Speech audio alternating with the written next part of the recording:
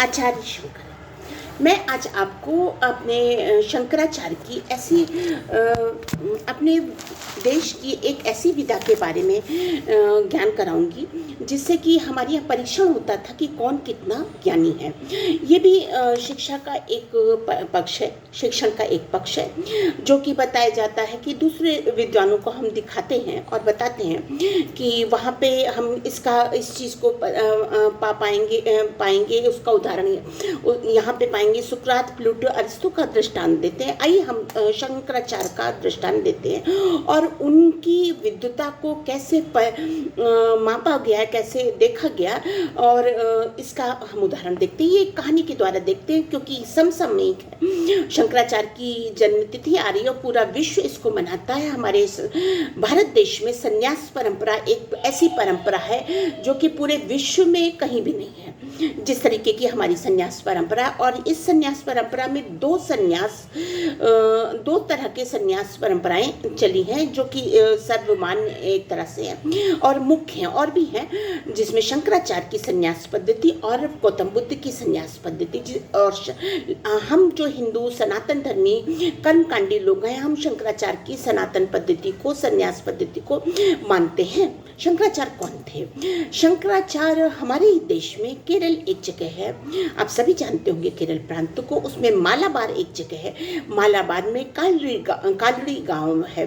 उसमें ब्राह्मण के घर उनका जन्म हुआ और जब जन्म ऐसे हुआ, जन्म की भी कथा अद्भुत है। शंकराचार्य के माँ और पिता रुद्र भगवान के उपासक थे और उन्होंने उनसे प्रार्थना करी कि मुझे पुत्र के, हमें एक बच्चा दीजिए जिससे कि हमारा जीवन आगे चले, हमारा वंश आगे चले, हम फले फूले। तो सपने में उनको स्वयं भगवान शंकर प्रकट हुए, चूँकि बहुत ही सात्विक दोनों पति पत्नी थे। प्रकट हुए और पूछा कि आपको दीर्घायु का अल्पज्ञ पुत्र चाहिए कि अल्पायु का सर्व ज्ञान संपन्न पुत्र चाहिए?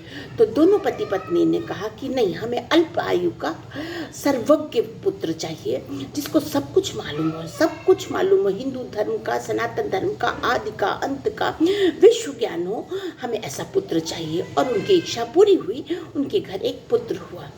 पुत्र बहुत छोटी उम्र में ही, 8 वर्ष की उम्र में ही सब कुछ जान गया था। सारे वेद पढ़ लिए थे उसने, सारे पुराण पढ़ लिए थे, सारे 6 वर्ष की उम्र में ही सब कुछ पढ़ लिया था।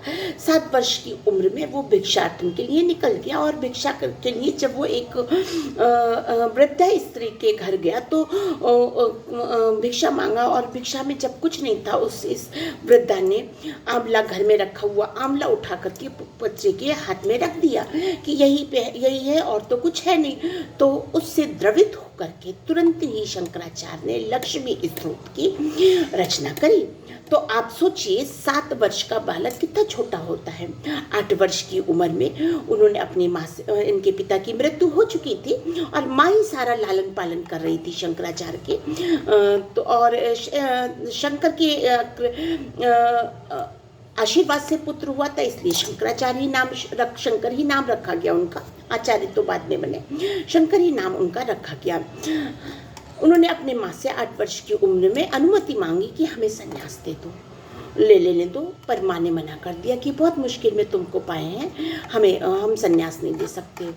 हुआ कुछ यूँ कि माँ और बेटे नदी तट पे बैठे थे और माँ कपड़े साफ कर रही थी, बेटा नहा रहा था। तभी एक मगरमच्छ ने पैर पकड़ लिया शंकराचार्य का। अब माँ भी डर गई और बच्चे ने शंकराचार्य का पैर पकड़ा हुआ। शंकराचार्य ने उसी वक्त माँ से कहा कि माँ, अब तो मैं नहीं बचूंगा, अब तो मुझे संन्यास की आज्ञा दो, अब दे दो। माँ तुरंत मान गई और जैसे शंकराचार्य ने ये कहा तैसे मगरमच्छ ने उनका पैर छोड़ दिया।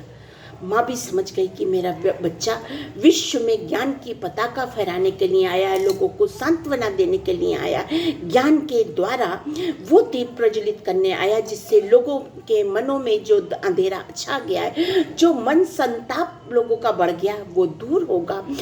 विश्व जो है एक मुख होगा, एक पथ पे चलेगा, सत्य पथ पे चलेगा और सनातन धर्म का झंडा प्रज्वलित झंडा पताका फहराएगा मेरा बेटा। ऐसा माँ को भी लगा और माँ ने संन्यास की आज्ञा दे दी। बच्चा चला गया।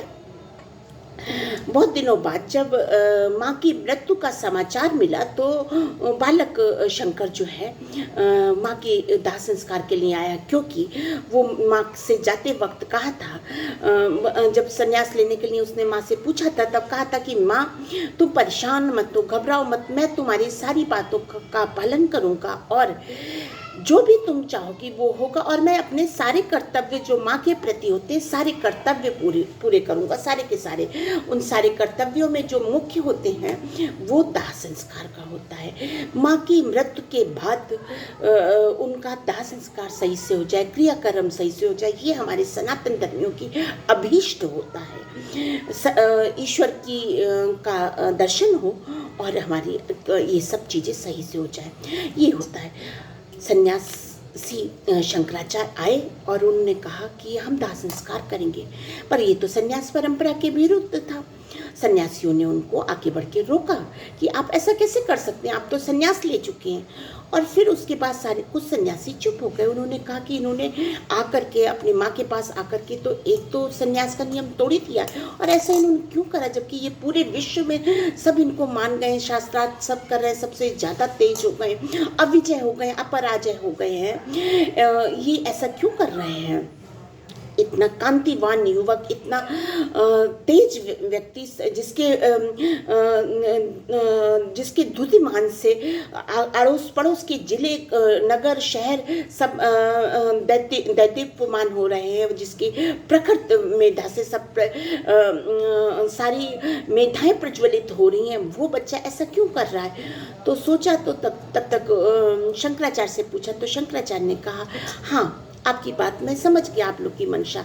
दरअसल मैं यहाँ इसलिए आया हूँ क्योंकि जब मैंने अपने माँ से वादा किया था, प्रण किया था कि मैं आपकी सारी आपके प्रति अपने सारे कर्तव्य पूर्ण करूँगा, तब मैंने संन्यास नहीं लिया था। ये तब का वचन है। तो अतः महानुभाव, मुझे ये वचन पूरा करने दीजिए, जिससे कि मैं अपनी माँ को संतुष्ट कर सकूं और स्वयं अपने वचन की रक्षा कर सकूं। दरअसल शंकराचार्य के जो गुरु थे गोविंद नाथ, उन्हीं की देखरेख में सारी चीज़ें हो रही थी, और शंकराचार्य उन्हीं की बात मानते थे, उन्हीं से दीक्षा लिए थे।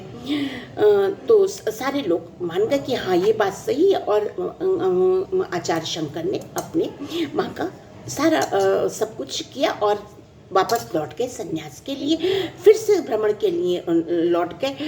ये कहानी अब यहीं पे ख़त्म करती हूँ, एक अल्प परिचय के साथ। दूसरा एपिसोड तुरंत मैं करती हूँ, उसको आप देखिए कृपा कर।